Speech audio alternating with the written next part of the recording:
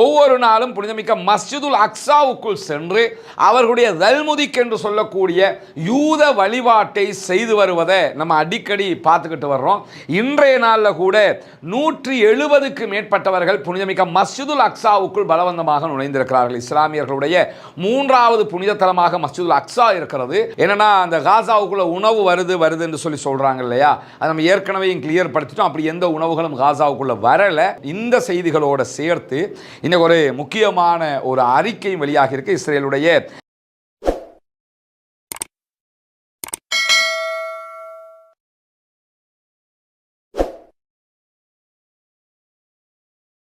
அஸ்ஸலாமு அலைக்கும் வரஹ்மத்துல்லாஹி வபரகாத்துஹு. அன்பிற்கினிய சகோதர சகோதரிகளை, நம் அனைவர் மீதும் ஏக இறைவனுடைய அமைதியும் கருணையும் உண்டாகட்டுமாக என்கிற உயரிய பிரார்த்தனைகளோடு பாலஸ்தீனத்தினுடைய காசா மீதான தாக்குதல்கள் அக்டோபர் 7, 2023 ஆண்டு ஆரம்பிக்கப்பட்டதிலிருந்து இன்று வரைக்கும் 633வது நாளாகவும் மிக கொடூரமான தாக்குதல்களை கொண்டு இஸ்ரேலால் நடத்தப்பட்டு வருவதை நாம் அத்தனை பேரும் அறிந்திருக்கிறோம். இஸ்ரேலிய ஆக்கிரமிப்பு இராணுவம் காசாவுக்குள் நடத்தி வரக்கூடிய இந்த தாக்குதல்களால் முழு காசாவுமே மொத்தமாக அழிக்கப்பட்டிருக்கிறது. அங்கே அழிக்கப்படாத எந்த ஒரு கட்டிடங்களும் கிடையாது. 25 லட்சம் மக்கள் அகதிகளாக ஒரு இடத்திலிருந்து மறு இடத்திற்கு ஒவ்வொரு நாளும் அலைக்கழிக்கப்படுகிற நிலைமை தொடர்ந்து வருகிறது. உலகத்தில் பல நாடுகளில் பலவிதமான யுத்தங்கள் நடைபெற்றாலும் பாலஸ்தீன யுத்தம் என்பது ஒவ்வொரு நாளும் பேசப்படக்கூடிய ஒன்றாக மாறியிருக்கிறது. காரணம் என்னன்னா, அவர்களுடைய சொந்த பூமியை ஆக்கிரமித்திருக்கக்கூடிய இஸ்ரேலியர்கள், யூதர்கள் ஆக்கிரமிக்கப்பட்ட பகுதியை தங்களுடைய நாடு என்று அறிவித்துக் கொண்டு ஆக்கிரமிப்புக்கு உள்ளாகி இருக்கக்கூடிய அப்பாவிகள் மீது தினம்தோறும் தாக்குதல்களை நடத்துவதுதான் சர்வதேசத்தின் பார்வையை ஒவ்வொரு நாளும் ஈர்த்து வரக்கூடிய நேரத்தில் இன்றைக்கு முழுவதும் சுமார் 71 சகோதரர்கள் காசாவிலே கொல்லப்பட்டிருக்கிறார்கள், ஷஹீதாகி இருக்கிறார்கள் என்கிற செய்திகள் வெளியாகி இருக்கிற அதே நேரம் 100க்கும் மேற்பட்டவர்கள் படுகாயம் அடைந்திருக்கிறார்கள் என்கிற செய்திகளும் வெளியாகி இருக்கிறது. ஒவ்வொரு நாளும் 50 பேர், 60 பேர், 100 பேர், 150 பேர் என்கிற அளவில் காசாவினுடைய அப்பாவிகள் கொல்லப்படுகிறார்கள், ஷஹீதாக்கப்படுகிறார்கள், அழிக்கப்படுகிறார்கள்.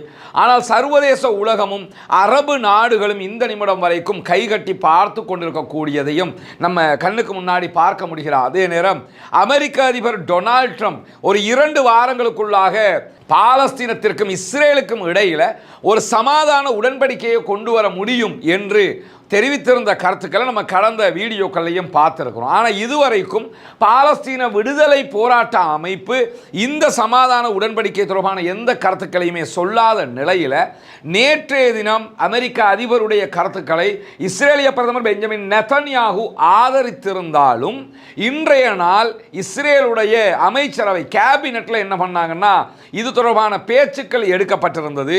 உடனடியாக ஒரு சமாதான உடன்படிக்கையை மேற்கொள்வது, யுத்தத்தை நிறுத்துவது என்கிற பேச்சுக்கள் எடுபட்ட நேரத்தில் எந்த விதமான தீர்மானங்களும் இல்லாமல் கூட்டம் நிறைவுக்கு வந்திருக்கிறது என்கிறது இஸ்ரேலிய ஊடகங்கள். அதாவது சமாதானமா இல்லையா என்கிற எந்த ஒரு முடிவும் நேற்றைய கேபினெட்டில் எடுக்கப்படலை என்கிற செய்திகளைத்தான் இஸ்ரேலிய ஊடகங்கள் சொல்லிக் கொண்டிருக்கக்கூடிய நேரத்தில் இஸ்ரேலிய பிரதமர் பெஞ்சமின் நெதன்யாவுக்கு எதிரான ஊழல் குற்றச்சாட்டு வழக்கு மிக வேகமாக நடைபெற்று வரும்போதே அமெரிக்க அதிபர் டொனால்ட் ட்ரம்ப் அந்த வழக்கை தள்ளுபடி செய்து விடுங்கள், அதை விசாரணைக்கு உட்படுத்தாதீர்கள் என்கிற கருத்துக்களையும் வழிமொழிந்து வரக்கூடிய காட்சிகளும் இந்த உலகத்தில் நடைபெறாமல் இல்லை. அதாவது எங்க கிட்ட பணம் இருக்கிறது, எங்களிடம் ஆயுதம் இருக்கிறது, எங்களிடம் பலம் இருக்கிறது, எனவே யாரையும் எதுவும் செய்வோம், நாங்கள் செய்கிற குறைகளை பிழைகளை யாரும் கேட்கவும் கூடாது, அது நீதிமன்றமாக இருந்தாலும் சரியே என்பதுதான் பெஞ்சமின் நெதன்யாகு மற்றும் டொனால்ட் ட்ரம்ப் ஆகியோரது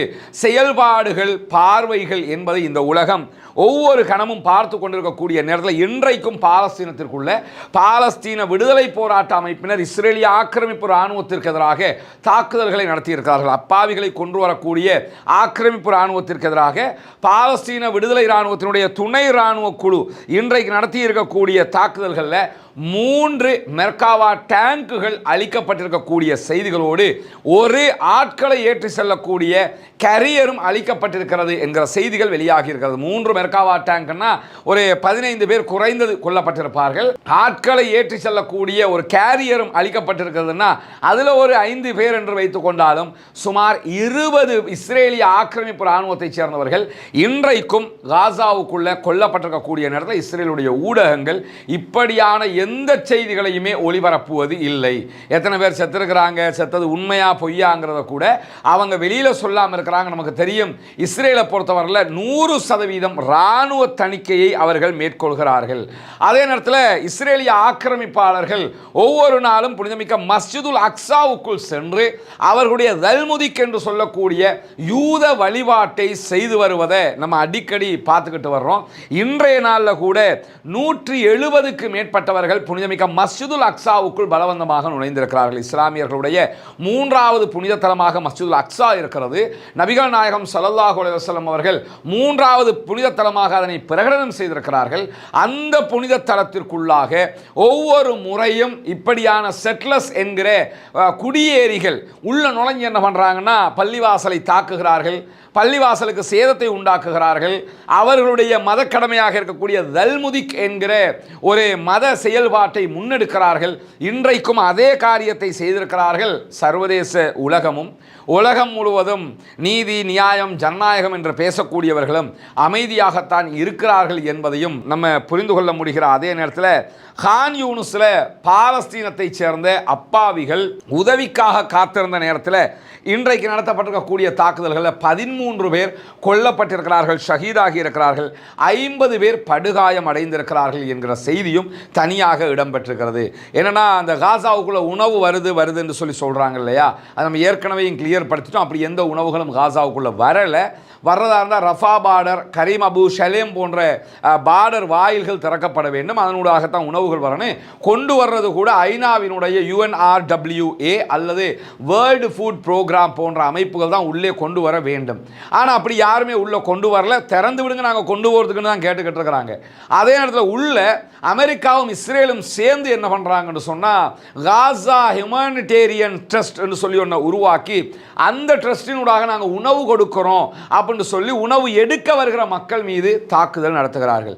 கொள்வதும் அவர்கள், குண்டுகளை போடுவதும் அவர்கள், எடுக்க வருகிற மக்கள் மீது தாக்குதல்களை நடத்துகிறதும் அவர்கள். அந்த அடிப்படையில் இன்றைக்கும் அமெரிக்க இஸ்ரேல் வழங்குகிற அந்த உணவுகளை எடுப்பதற்காக வேறு வழி இல்லை, அவங்கள்ட்டையாவது போய் எடுத்து சாப்பிட்டு பொழைக்கணும் என்பதற்காக சென்ற மக்கள் 13 பேர் கொல்லப்பட்டிருக்கிறார்கள், 50க்கும் மேற்பட்டவர்கள் படுகாயம் அடைந்திருக்கிறார்கள் என்கிற கவலையான செய்திகளும் இடம்பெற்றிருக்கக்கூடிய நேரத்தில் தான் இன்றைக்கு நார்வே 2 நிறுவனங்கள் மீது தடை விதித்திருக்கிறது. நார்வே அரசாங்கம் என்ன பண்ணியிருக்கிறாங்கன்னா இஸ்ரேலோட இராணுவ நெருக்கத்தை கொண்டிருந்ததாக கூறி 2 பெரு நிறுவனங்கள் மேலே நடவடிக்கை எடுத்திருக்கிறாங்க. அதுக்கான காரணம் என்னன்னா இஸ்ரேலுடைய டிஃபென்ஸ் ஃபோர்ஸஸ் IDF-ஓட இவங்க இராணுவ ரீதியாக ஆயுத ஏற்றுமதி ஒப்பந்தங்களை செய்து கொண்டார்கள்.